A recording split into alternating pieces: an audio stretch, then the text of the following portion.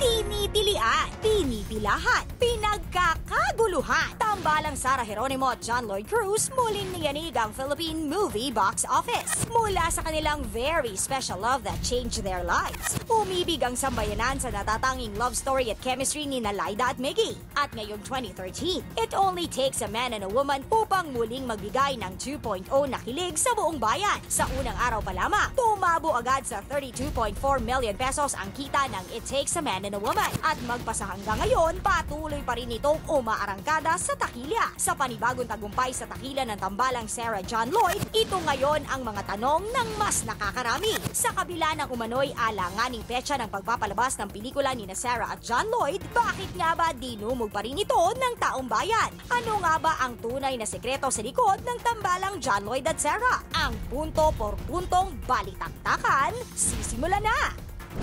O ayun na, kumita.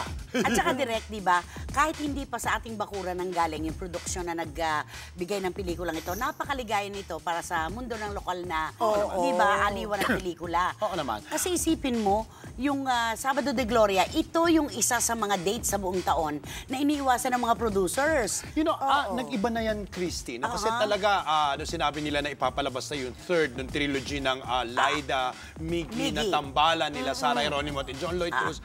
Wala namang kaduda-duda nakikita yan. Oo naman, direct. It's only a question of gaano kalaki ang kikitain. Paano naman hindi kikita na strategize nilang maigi?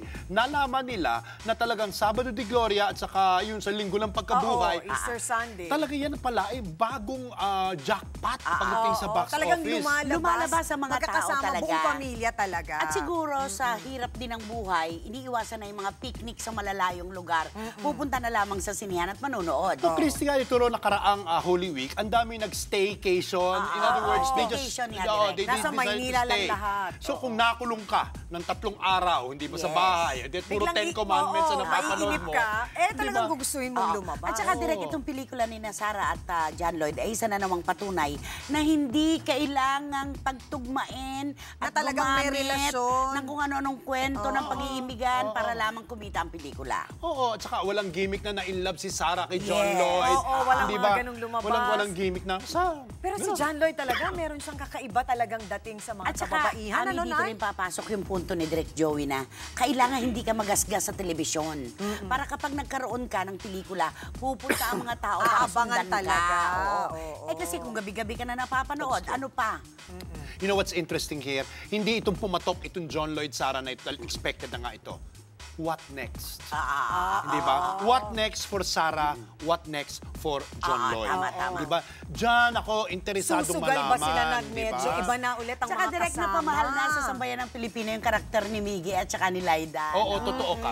Talaga inaabangan na yun. Meron pa nga ako mga kaibigan na talagang ako nanood hindi dahil sa kanila, kundi dahil sa kwento ni Miggy at ni Laida. Oo, dahil ito yung nagsara nung trilogy na sinubaybayan yung kwento ni Miggy at saka ni Laida. So, expected na talaga ito. If I imagine this will be the highest grossing of the 3 movies of the trilogy. Ako nga aaminin ko, Night, tsaka Direk, talaga yung mga kaibigan ko, mga Betty, lahat nagalit sa akin, ha?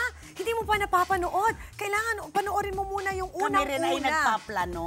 So, aayusin ko yan. Diba? Hahanap tayo ng sandali na para mapanood natin. Congratulations.